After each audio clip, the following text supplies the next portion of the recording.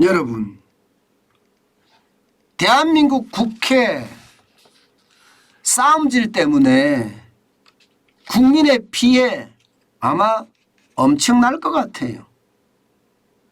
국회의원이라면 그래도 대한민국의 지도자들이잖아요.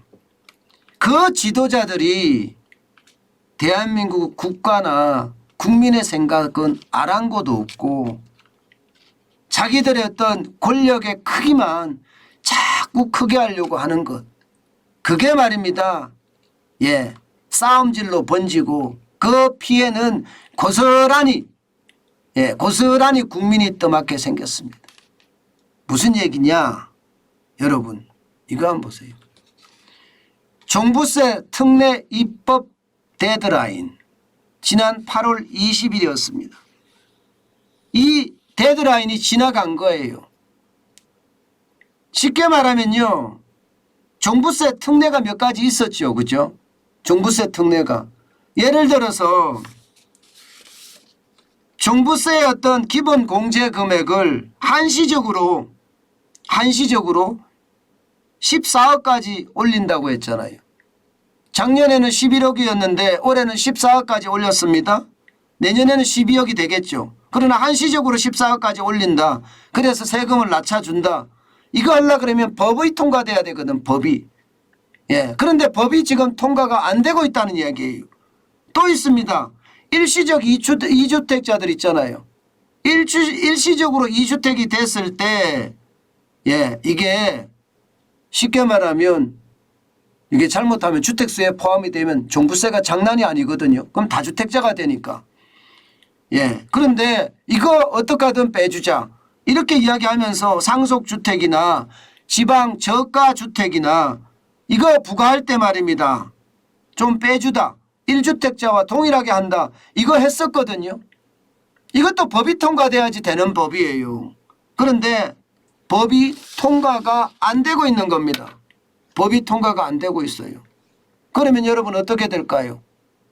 그러면 통과가 늦게 되면 늦게 되는 만큼 절차가 복잡해지는 거죠. 절차가. 절차가 굉장히 복잡해집니다. 어느 정도로 복잡해지느냐. 여러분, 종부세 특례 법안 처리하는 국세청의 데드라인이 8월 20일 그리고 말입니다. 이게 조세소위원회를 거쳐서 기재위원회, 기획재정위원회를 거쳐서 법제사법위원회를 거쳐서 본회의로 올라가서 국회 통과하는 거거든요. 4번이나 거쳐야 됩니다. 그런데 이게 제대로 안 되고 있는 거예요. 이게 종료가 되면 8월 31일에 종료가 되면 과세 특례 신고서를 제출하기 시작을 하고 또 제출을 마감을 하면 종부세 납부가 시작되는 게 12월 1일이거든요. 그리고 12월 15일에는 종부세 납부 마감을 할 수가 있습니다. 그런데 이 법이 통과가 안 되고 있어요. 왜 안 되고 있느냐? 왜 안 되고 있느냐? 사운이라고요. 기획재정위원회의 그 위원장은요, 여당이 맡습니다.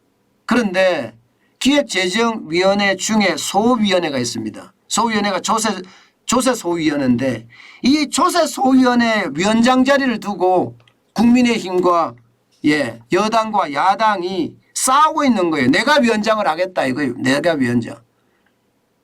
기본적으로는요, 국민의힘 쪽에서는 아니 기획재정위원회 위원장이 여당이고 일반적으로 여당이 하고 조세소위원회 위원장도 여당이 하는 것 아니냐 이렇게 이야기하거든요. 그런데 야당은 무슨 소리 우리가 해야 돼 이렇게 우기고 있는 거죠. 그러는 바람에 통과가 안 되는 거예요. 그러는 바람에 통과가 안 되고 있는 겁니다. 그렇게 되면 말입니다. 언젠가는 약속을 했으니까 통과는 되겠죠. 통과는 되겠지만 이게 늦어지면 늦어질수록 어떻게 될까요? 늦어지면 늦어질수록 이제는요 절차가 까다로워집니다. 절차가. 예를 들어서 과세 특례 신고서가 9월 16일부터 제출을 시작을 해야 되는데 이게 임시국회에서 만약에 통과가 안 됐어요. 그러면 정기국회로 넘어갈 거 아니에요? 그럼 정기국회에 넘어가면 이게 결국은 올해는 특례가 안 되고 세금을 다 내야 된다. 부동산 세금을 다 내야 된다. 종부세를 다 내야 된다. 이런 결론이 생기는 거예요. 그러면 내면 어떻게 되겠습니까? 11억까지 세금을 낼 거 아니에요. 11억까지. 특례가 안 되니까. 11억까지 세금을 냅니다. 그러면 여러분 서울에서 11억 되는 아파트들 굉장히 많거든요. 그러면 이게 폭탄이 될 수밖에 없다는 겁니다. 폭탄이 될 수밖에. 게다가 말입니다. 앞서 제가 보여드린 것처럼 종합부동산세 세율 개편안도 지금 통과가 돼야 되는데 이 문제도 이것도 쉽지 않을 것 같아요. 여당 야당의 싸움 때문에 앞으로도 계속 어려워질 것 뻔해 보이니까 말입니다. 이게 부동산 세율 개편안은 기본적으로 1주택자 다주택자 이분화시켰던 것을요. 이제는 개편 후에는 그냥 단일화시키겠다. 1주택자건 2주택자건 다주택자건 세금 낮춰주겠다. 쉽게 말하면 그거예요. 0.6이 0.5가 되니까 굉장히 많이 떨어졌다. 다주택자 입장에서는 절반 이하로 떨어집니다. 세금이. 그러니까 얼마나 좋습니까? 그런데 이게 세금을 떨어뜨리지 못하는 그런 최악의 상황을 지금 맞고 있다. 이런 얘기입니다. 이게 3억 초과 6억 같은 경우도 다주택자의 경우는 뭐 2주택자만 되면 다주택자니까요. 1.6% 내던 것이 0.7%로 떨어지거든요. 나머지도 마찬가지입니다. 보시는 것처럼 절반 이하로 떨어집니다. 94억 초과도 그렇습니다. 6%에서 22.7%로 떨어집니다. 그런데 부동산 세금에 대한 세제에 대한 법안이 제대로 만들어져서 통과가 안 되면 결국 말입니다. 최악의 경우로 갈 수밖에 없습니다. 최악의 경우는 통과가 된다고 치자고요. 이게 넓게 통과가 돼요. 넓게.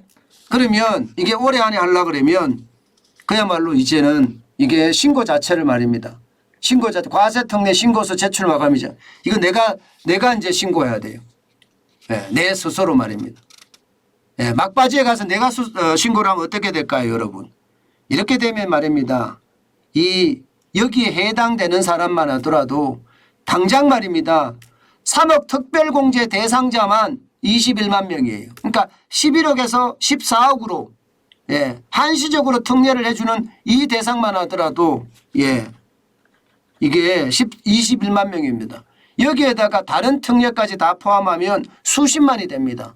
그럼 수십만이 여러분 전국의 국세청에 가서 나도 특례 대상이야 하고 서류 제출하려고 그러면 어떻게 될까요? 아마 국세청의 업무 마비되지 않을까요? 그러니까 많은 사람들이 그렇게 이야기합니다. 이러다가 세정 마비까지 온다. 이렇게 이야기합니다. 결국 말입니다. 여야의 조세 소위원장을 두고 자리 다툼을 벌이는 것이 결국 말입니다. 국민에게는 최악이 된다는 거예요. 자기들끼리 어떤 이해관계가 있겠죠. 당연히 있겠죠. 그런데 이게 기본적으로 말입니다. 국민은 우습게 말고 본인들의 권력의 크기만 자꾸 늘리려고 하는 것 이게 저는 심각한 양태를 몰고 온다. 국민들에게는 또 한 번의 세금 폭탄을 몰고 온다. 저는 그런 생각을 솔직히 지울 수가 없습니다. 참 답답합니다.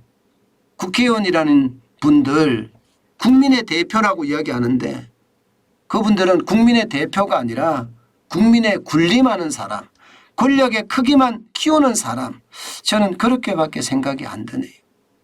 참 대한민국의 미래가 두렵습니다.